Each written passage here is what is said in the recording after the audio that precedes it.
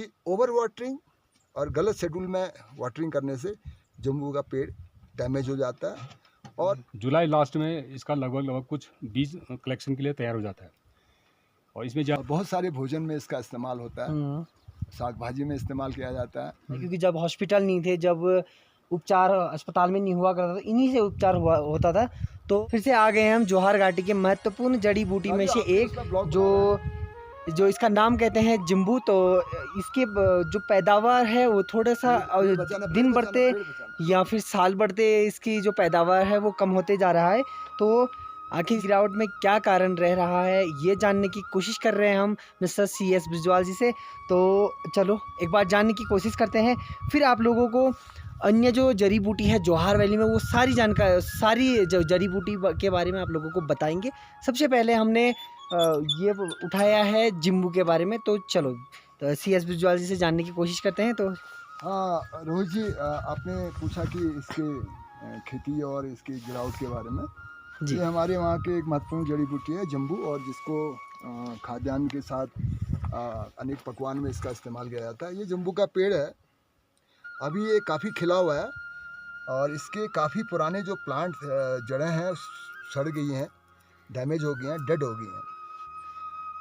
इसमें मेरा जो फाइंडिंग्स है इन 18 दिनों में, मैंने जो इसके लिए जो अध्ययन किया उसमें मेरे को ये मिला है कि ओवर वाटरिंग और गलत शेड्यूल में वाटरिंग करने से जम्बू का पेड़ डैमेज हो जाता है।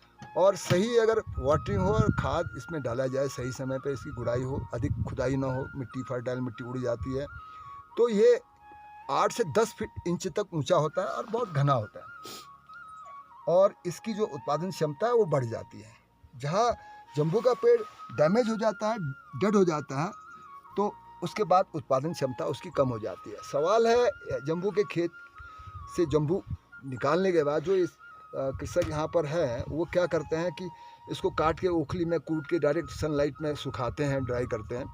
वो साइंटिफिकली गलत है। ये जितने भी सुगंधित जड़ी बूटियाँ हैं ये एंटीऑक्सीडेंट होते हैं, एंटीबैक्टीरियल होते हैं, और इनको सुखाने के लिए डायरेक्ट सनलाइट का इस्तेमाल पहले फेज़ में नहीं किया जाता है। इसको सबसे पहले ड्राई करने के लिए आप शेडेड एरिया में, खुले कमरे में क्रैश करने के बाद वहाँ रख दीजिए। अब जब उसका कलर हल्का सा फीका पड़ता है, सूखने लगता है, 24 घंटे के बाद उसको एक पलटी दें। उसके बाद इसको ड्राई सनलाइट में आप कर सकते हैं। तो वाटरिंग करते समय टेम्परेचर का विशेष ध्यान रखा जाए।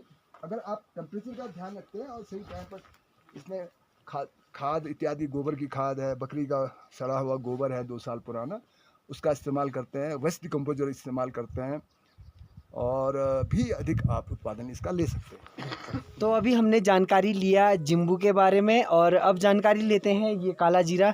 ये खूबसूरत हरे भरे पौधे दिख रहे होंगे आप लोगों को, और इसमें सफ़ेद फूल खिले हुए हैं।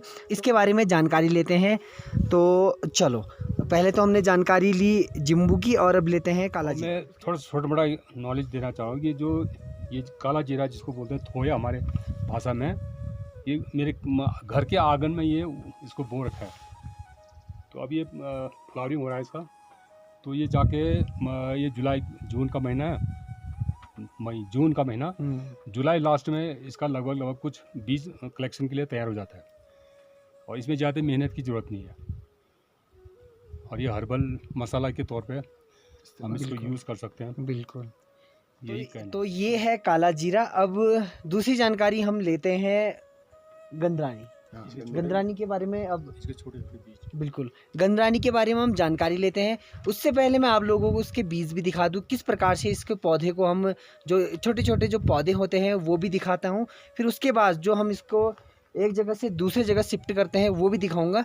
तो ये देख सकते हैं इस प्रकार से इसके पौधे उत्पाद किए जाते हैं। हाँ, नर्सरी हम इसको कह सकते हैं। बढ़िया तरीके से यहाँ पे ताऊ जी ने कर रहा है नर्सरी। तो वो जो आप नहीं कराए ये? हाँ, ये हमने खुद तैयार किया है। अच्छा, तो कितने साल लग गए ये पौधे को इतना ग्रो होने में? मतलब ग्रो के लिए लगभग 3 साल लग जाता है। अच्छा, अभी ये कितना टाइम हो गया इसको? सेकंड ईयर है इसका। अच्छा, अब थर्ड ईयर जाके 25 में जाके इसका प्लांटेशन करेंगे। अच्छा, 3 साल। तो गंधरानी के बारे में बताते हैं। तो चलो, ये अभी एक 1.5 साल पुराना पेड़ है, अभी इसको 1.5 साल इसको और लगेगा। कितनी 3 ये थर्ड 3rd ईयर ईयर वाला है। हाँ। इससे अब जो गनैनी निकलेगा वो 3rd ईयर के बाद इसकी तो खुदाई इसको होगी। खोदने का समय क्या है, 3 या 4 या कितने साल बाद खोद सकते हैं? 3 साल के बाद 3 साल। अगस्त सितंबर के दरमियान में खुदाई होती है। हाँ इसके डंठल मोटे हो जाते हैं, हाँ। जो इसकी पत्तियां बहुत ही उपयोगी है, हर्बल टी में इसका बहुत इस्तेमाल होता है। आप कभी इसके पत्तियों को शेडेड एरिया में रखें धोकर हाँ। और उसको क्रैश करके आप चाय में डालें तो आपको इसका स्वाद और आपके स्वास्थ्य के लिए ये बहुत ही लाभदायक है। वैसे इसको खा सकते हैं अभी इसकी बिक्री होती है तो ये लेकिन ये ड्राई करने के बाद जो इसका स्वाद आएगा वो अभी नहीं आएगा। तो एक बार आप संक्षेप में बता दीजिए कि गंदरानी, काला जीरा और जिम्बू का क्या क्या फायदा इनसे है, एक बार संक्षेप में बता दीजिए। आपके जम्बू जो है, हम्म। जम्बू जो इस्तेमाल किया जाता है वो मेनली गैस के पर्पज से और पेट की हाजमे के लिए और एक बेहतर स्वाद के लिए। हाँ। स्वाद को मैं सबसे लास्ट में लूँगा। एक बेहतर हेल्थ के लिए, हम्म। आपको गैस्ट्रिक नहीं होगा, हाँ। आपका डाइजेशन सिस्टम अच्छा होगा और बहुत सारे भोजन में इसका इस्तेमाल होता है। साग भाजी में इस्तेमाल किया जाता है। इसकी पत्तियां चाय में इस्तेमाल की जाती है हर्बल टी में और हाँ। बहुत महंगा बिकता है इसकी पत्ती भी। अच्छा। तो कुल लगा के ये बहुत उपयोगी पत्ता है, हाँ। प्लांट है, हाँ। हर्बल है। दूसरा है काला जीरा। काला जीरा डाइजेशन को अच्छा बनाता है और स्वाद को तो बेहतर बनाता ही है, किसी भी भोजन में डालें। उसके साथ साथ आपके लीवर के जितने भी डेफिशिएंसी लीवर में अगर है तो उसको एक बेहतर स्थितियाँ देता है और आपका हाजमा अच्छा होता है। तो ये इसके लिए बहुत उपयोगी जड़ी बूटी है काला जीरा। काला जीरा ये।